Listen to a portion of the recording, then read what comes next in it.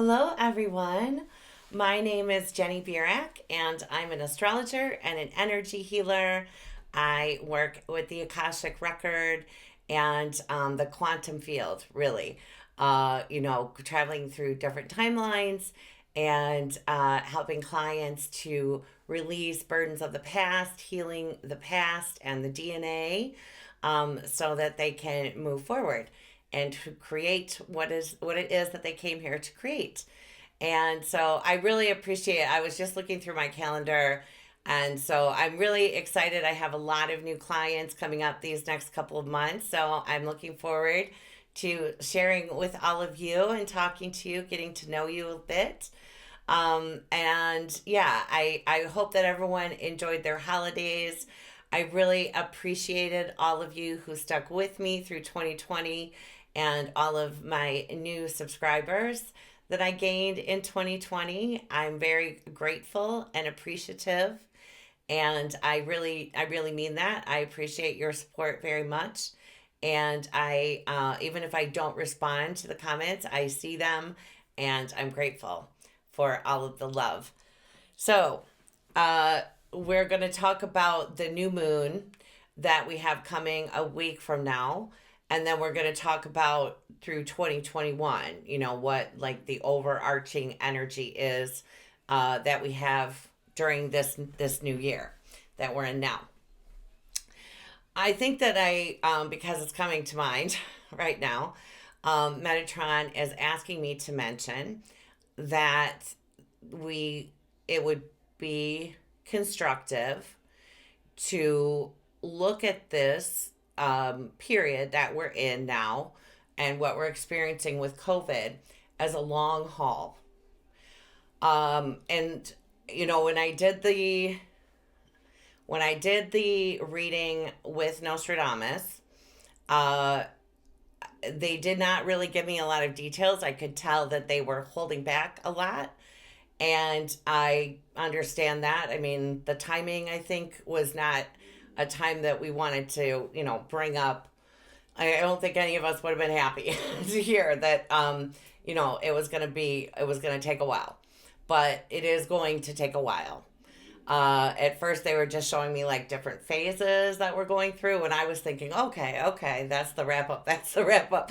Now I realize, like, oh no, that was just the phase. So, we're coming into the ending now of, let's say, the first phase.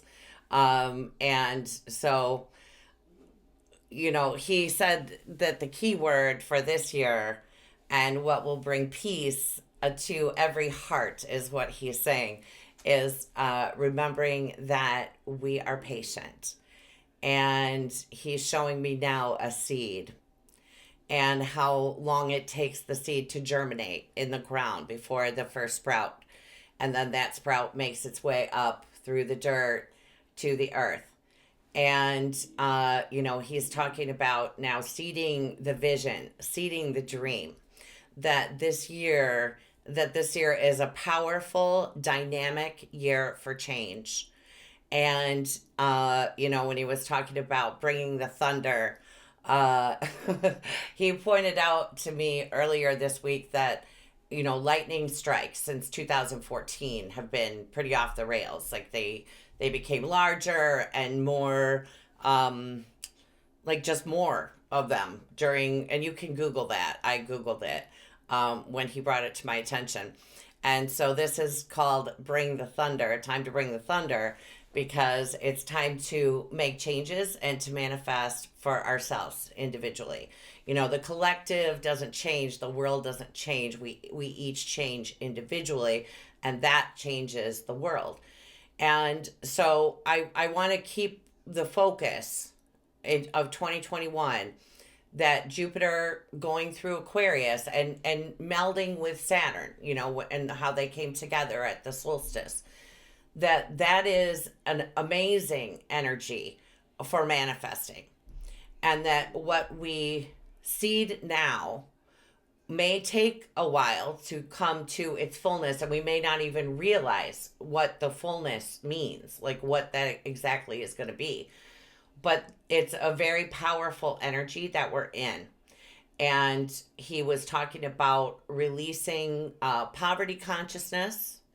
And I have a feeling because of something that he just said before I started, that something may go down with um, the financial systems. Something could be, you know, we could be moving into that.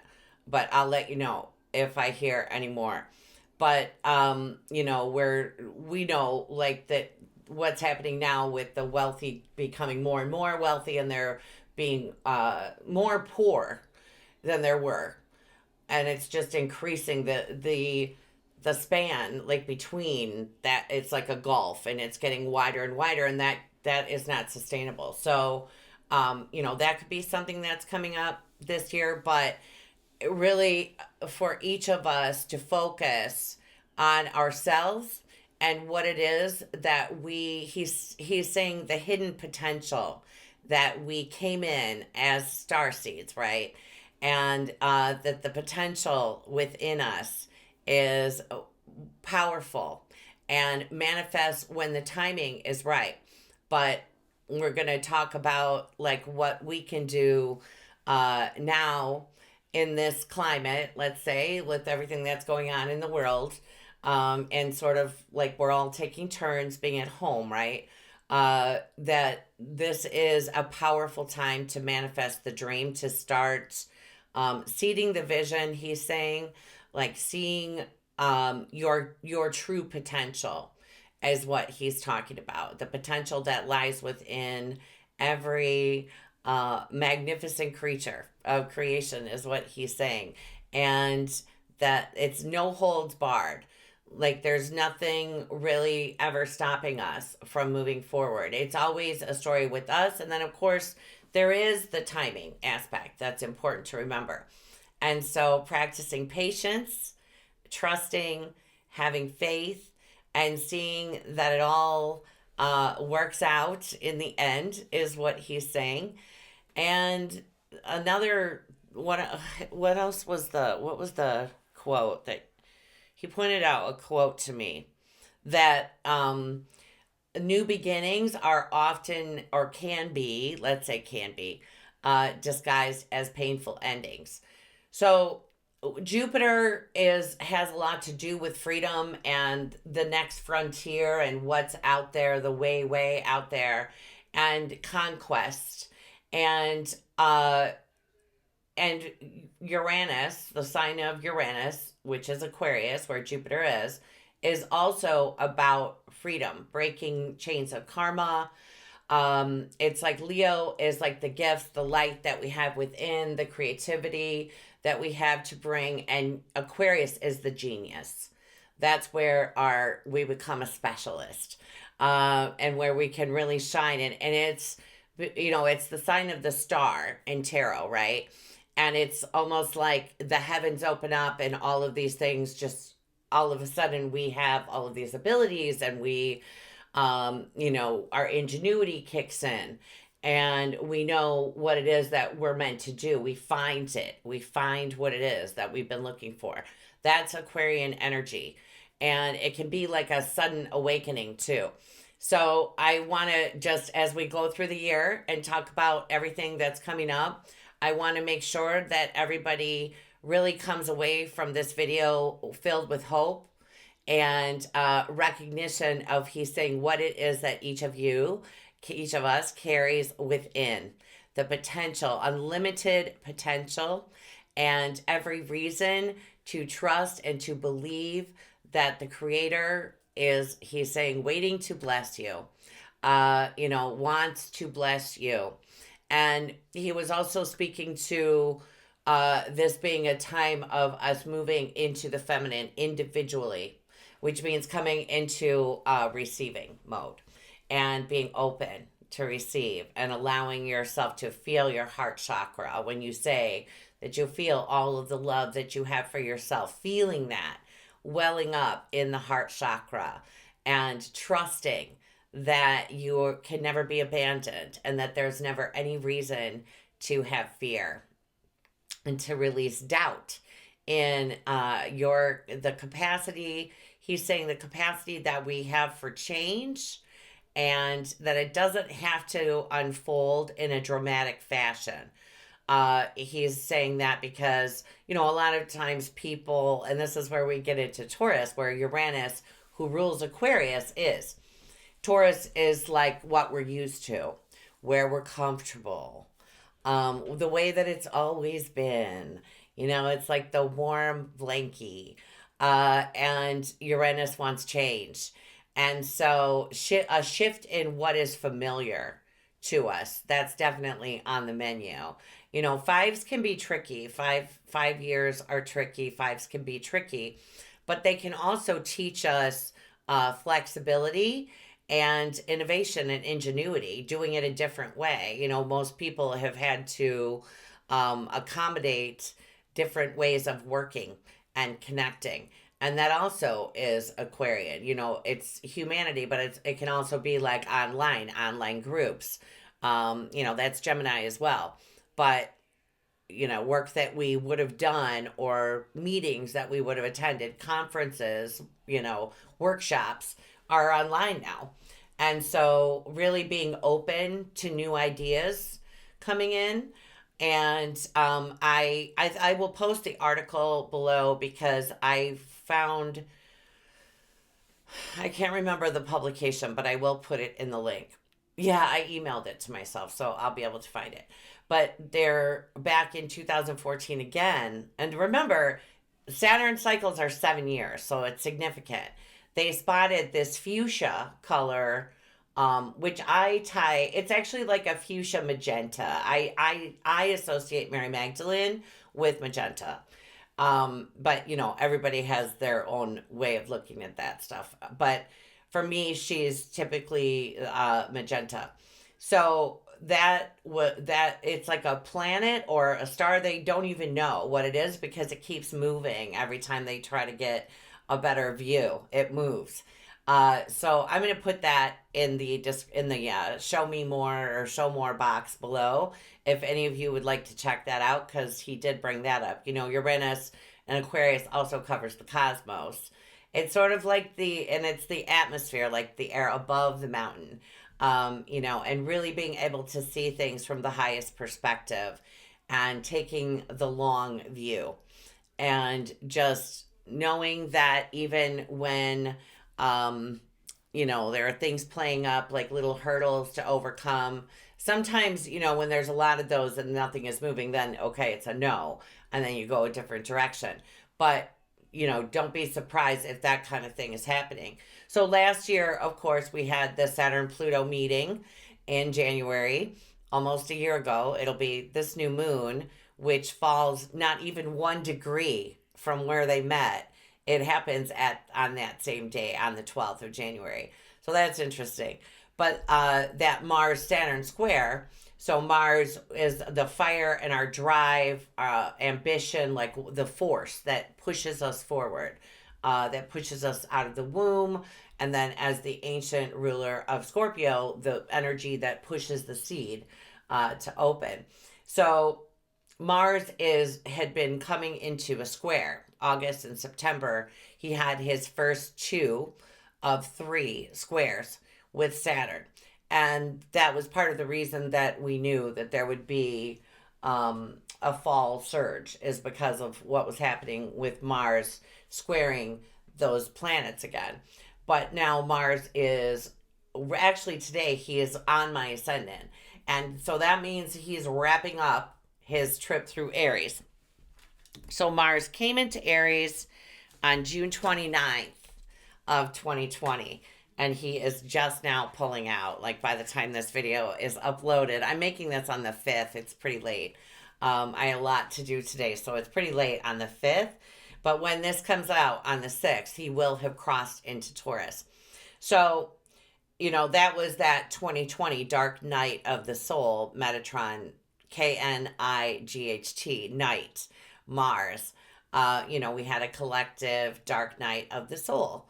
And I was sharing with someone today that bridge that I can see of people passing over, it's still just as wide and I cannot see where it ends. So they're coming like from this direction and moving forward, sort of up on this bridge. I can't see the end of that bridge, and I don't see, I do actually, now that I'm saying it, I do see it tapering, not, not as wide. Because, like I said, it's at least twice as big. It's about 2.5 times the normal size. So, that's what I'm saying. Like, we've got a while to go. And really, like, people passing, not even from COVID, too. I've just heard a lot of stories. Someone today, when I was talking about the bridge, had a very close relative pass away suddenly. But so as Mars moves into Taurus then on the 6th, he is at 0 of Taurus and Saturn is at 2 of Aquarius. So immediately we are going to feel that square. Okay. So you may not feel like a whole, huge burst of energy or anything. Mars isn't particularly fond of Taurus either, but he does become determined. And that's sort of like that Mars square Saturn. For those of us that have that in that chart, it is determination and really being able to see that incremental steps is the way that Metatron is putting it. Incremental steps. So last year was Mars square Saturn, and we're going to wrap that up on the third and final square will be the day after the new moon on the 13th, the same day that Uranus moves direct. So, in other words, when we have this new moon on the 12th, it is less than 1 degree away from the Saturn Pluto meeting, and it is squaring Mars. Okay. And the moon is right up against, because Pluto doesn't move. It moves like 3 degrees a year. So Pluto hasn't moved anywhere. He's still in Capricorn. And everybody seems to have forgotten that too. Like that's a big story. Pluto in the end degrees of Capricorn is a big story. Still, that's still going on with, seeing how inadequate our governments are, and really that we need to prioritize, people over profits, all of that kind of stuff. That's still going to keep going. While Saturn has moved into Aquarius, he's still governing Pluto in Capricorn. So the 12th, and I want to give the time. So it's 11 p.m. Central Standard Time, and on the 12th, and then the 13th, it's at 5 a.m.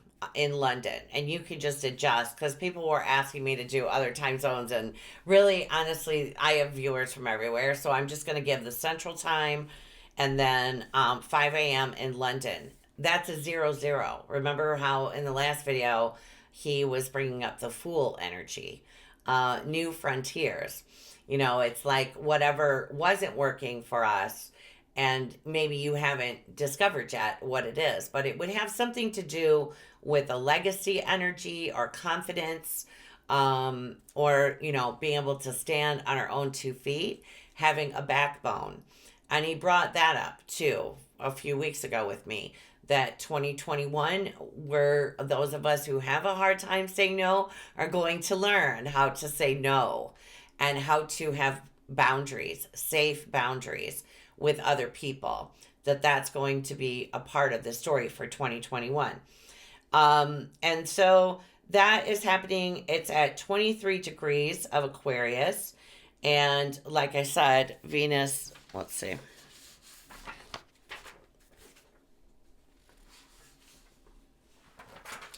Okay.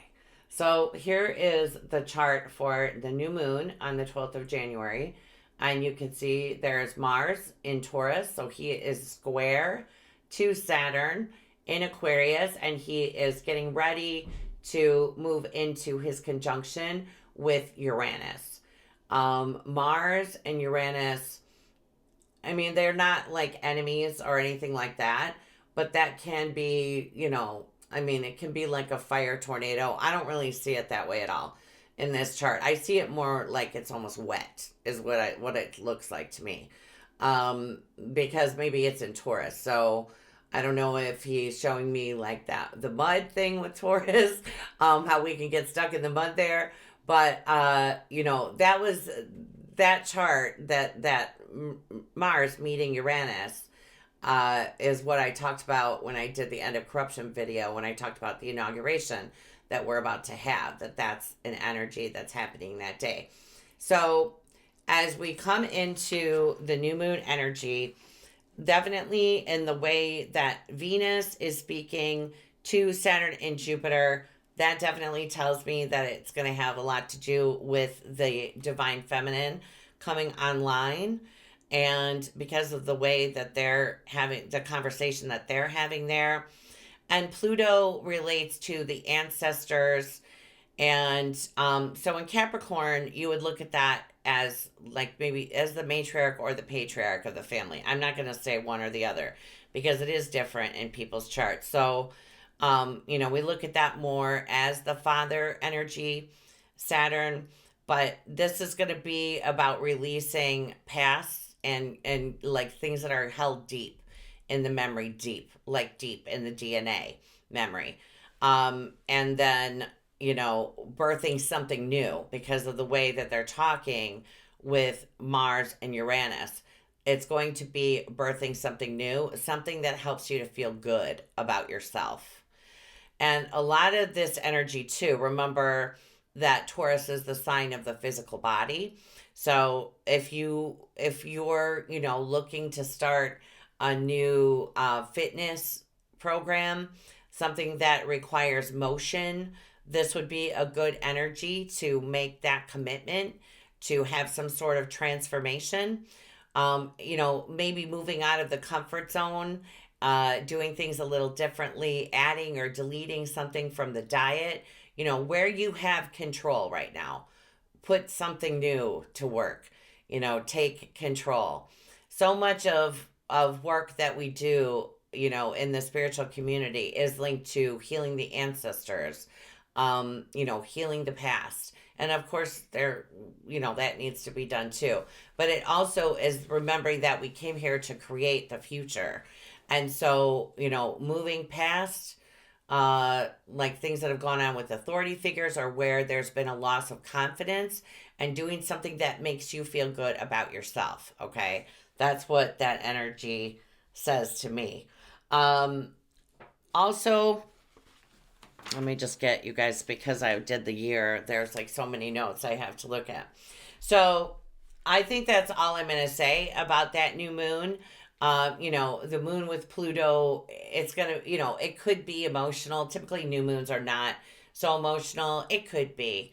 But, you know, definitely not an energy to like have a discussion with someone, like to have a serious talk. I wouldn't do it that day. But I mean, really, these next couple weeks that we're moving through, couple weeks, let me think. So if it's the 5th, yeah, couple weeks, the next couple weeks, 2.5 weeks, let's say.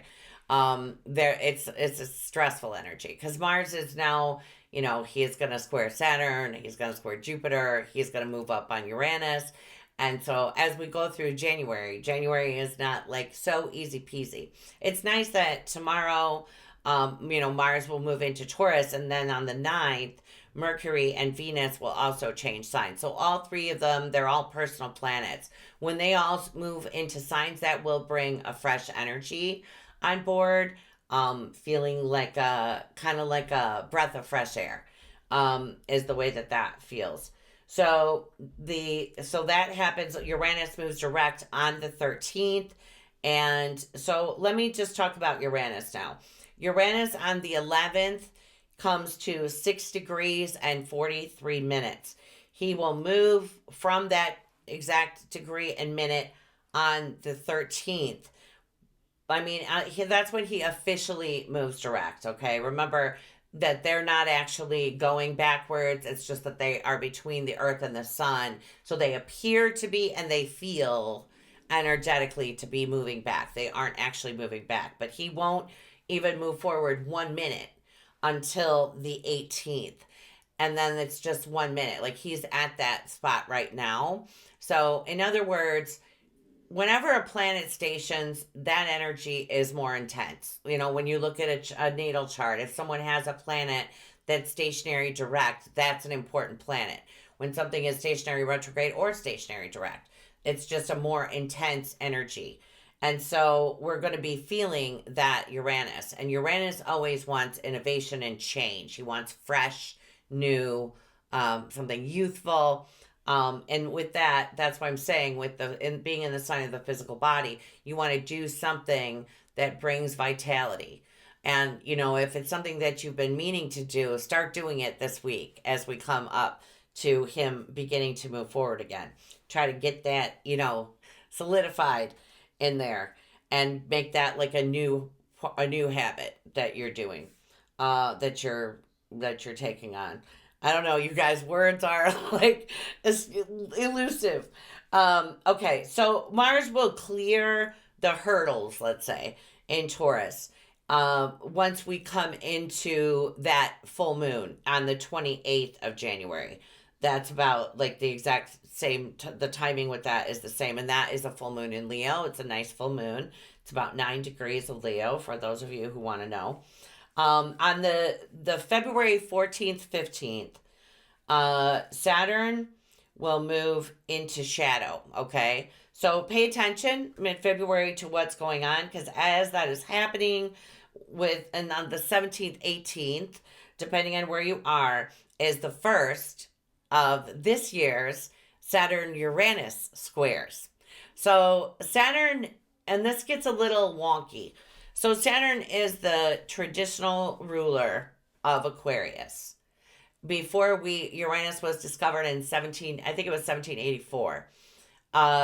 We always assigned Saturn to Aquarius. So now we would say that they're co-rulers. Now, the mythology, we can get a lot of clues from the mythology, because Uranus was Saturn's father and Gaia was Saturn's mother, and Uranus was going to kill all of the children. And so Gaia fashioned a sickle and for Saturn, and asked Saturn, please, could you take out your father? Because she didn't want him killing all of her kids. So Saturn cut his balls off and threw them into the ocean. And out of his balls swam Aphrodite, came Venus. So, you know, I mean, kind of a happy ending, right? But the point is that, you know, I wouldn't say that Uranus has free reign over what is going on now with Aquarius. Saturn is still the guy that cut his balls off. You know what I mean? And Uranus is in his least favorite sign. So he's not going to manifest in such a, you know, happy-go-lucky way. But it will be, you know, the two of them working together on how these changes are going to be implemented in the collective, which is Aquarius, the collective. And, you know, as I was explaining to someone the other day, the virus doesn't care how long it takes us to do what is best for all that is, to learn to do that. The virus can take as much time as it needs, you know, for that lesson. So really, you know, putting our money where our walking the talk, right? The empathy that everybody feels for everyone else, showing that, you know, in ways that you are careful of our fellow human beings when we have to take other people into consideration. You know, that's part of this story this year, with those two squaring, from Uranus in Taurus. So Venus, answering to Venus, will have a lot to do with the story. And then Saturn in his traditional rulership of Aquarius, talking to Uranus and saying, how should we do this? This is what I need you to do, that kind of conversation.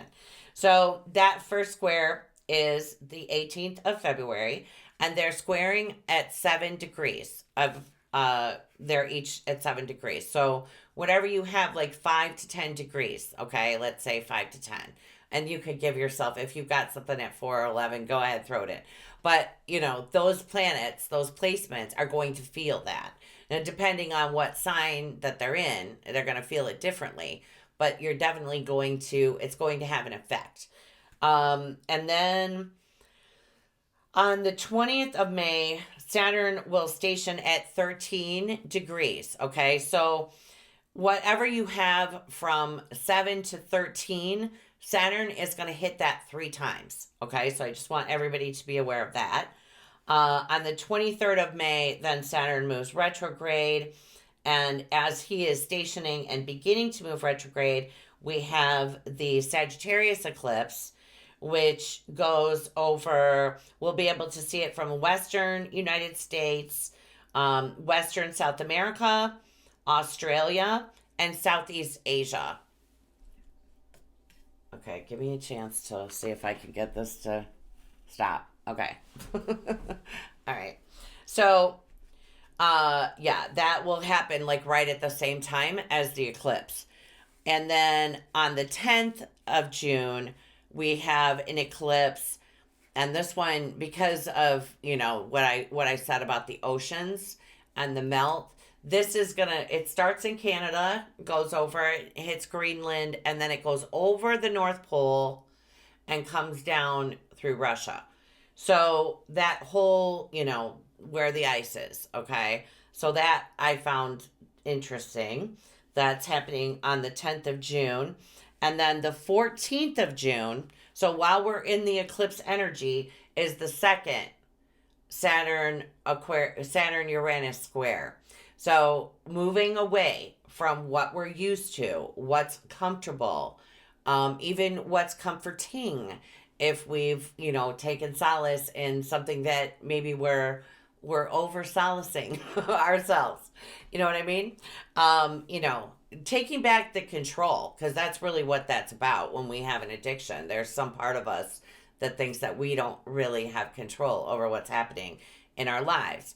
So then, the 14th is the second square. That's happening at 13 degrees. On the 1st of December, we're starting to feel that third square coming on. That sort of works its way through until Christmas Eve. It happens on Christmas Eve, the third one. So Saturn square Mars is what we had in 2020, is that restricted freedom feeling. Saturn square Uranus is like out with the old, in with the new. So it's not the same. I want to make sure that everybody understands that's a different energy. But, Saturn is like the wall. So when he, like in Uranus, he's more like bringing stringent guidelines for people.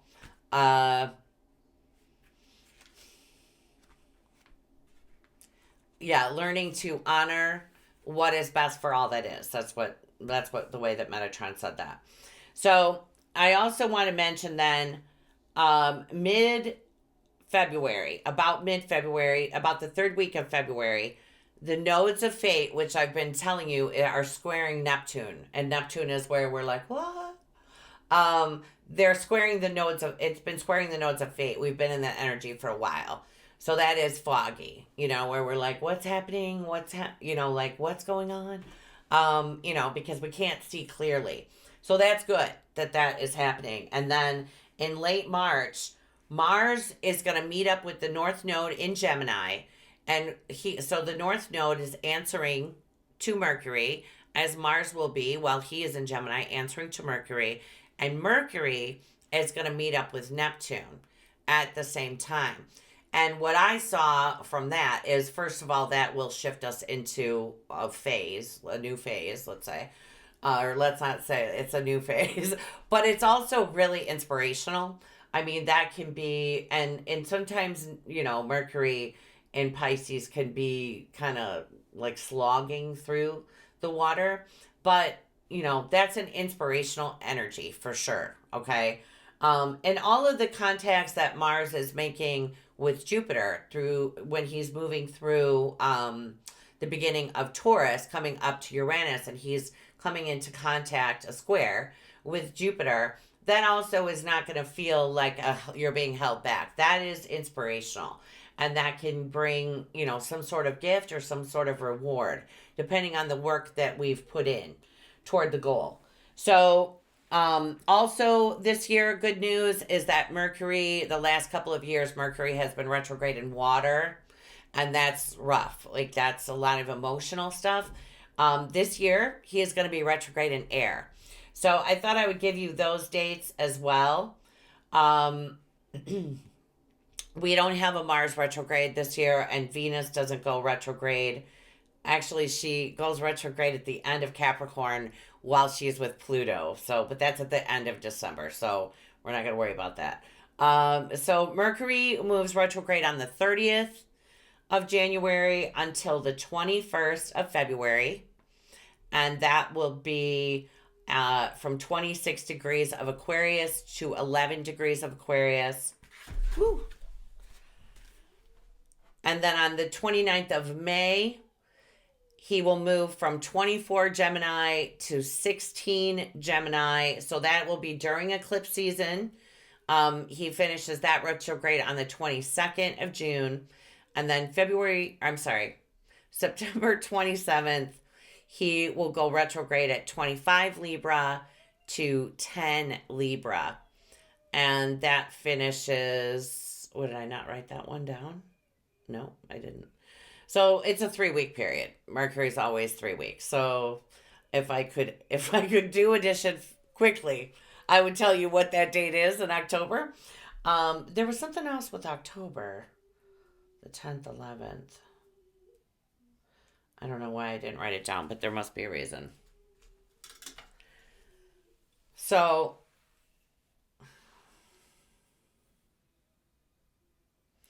okay, so this is in case I missed any of this when he was talking earlier. I want to make sure that I get in healing habits, like healing old like icky habits, but finding habits that are healing, implementing habits of healing, gaining freedom, coming into receiving, releasing poverty consciousness, and trusting that we're supported.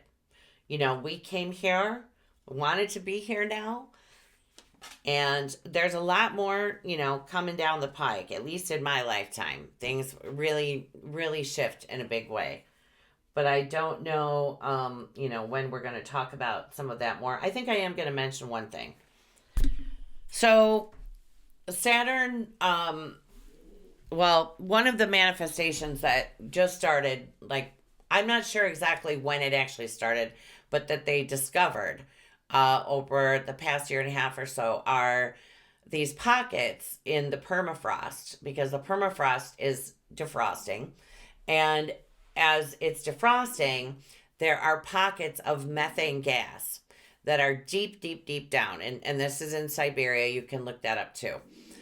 But they're, all of a sudden, like there's just a giant hole in a field. And they realize that it's because of these pockets of methane gas that now they're, that they aren't frozen, that they're causing explosions. We should pay attention to that story, I feel like. I feel like there's one that is considerably larger than another. Now, I don't believe that anything like that is going to happen in 2021. I don't. I could be wrong. I mean, I might come back in 2 weeks and say, guess what? But I don't see that happens anytime soon. But let's pay attention to those stories. Anything to do with Earth changes right now, we need to pay attention to. So Mars, I feel like I left something out with Mars and Taurus. I said he clears the hurdle at the end of January. Metatron, what else was I going to mention? Okay, so he's talking about if we do decide to come up with some exciting new ways to show love and appreciation to our bodies, is what he's saying. Don't jump in.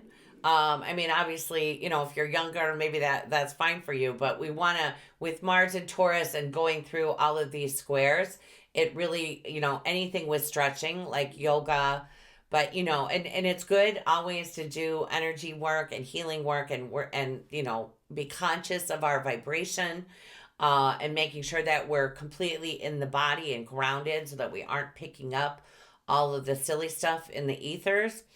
But the physical body needs just as much attention. A lot of times when I get on the phone with somebody, the physical body is sad, and that's having an effect in their energy. It can look kind of gray. It's the physical body that's being neglected. So really, I mean, that is what he was really pushing about this year, is that we have every reason to be hopeful and to treat our physical body as if we matter, is the way that he's saying it now. So anyway, you guys, I feel like this was really scattered. I hope it wasn't. I really just wanted to give you guys kind of an idea, of what is coming this year. But I felt really hopeful when I was, going over it with him. I just felt like a lot of happy energy. And I feel like, we'll all be getting used to a new familiar. And that isn't a bad thing. It's just a change. So I hope this was helpful for everyone. And I'm sending you guys so much love. And I missed you. I was going to come on last week, and Metatron was like, it's vacation. So I waited. But anyway, you guys, sending you so much love. And yeah, happy new year. Happy manifesting. Mars and Jupiter are still together. You still, and the new moon is coming too. So, take the opportunity to make the best of this energy, because it really is great energy for manifesting. Alrighty, everybody. I'll talk to you probably in a week. Bye-bye.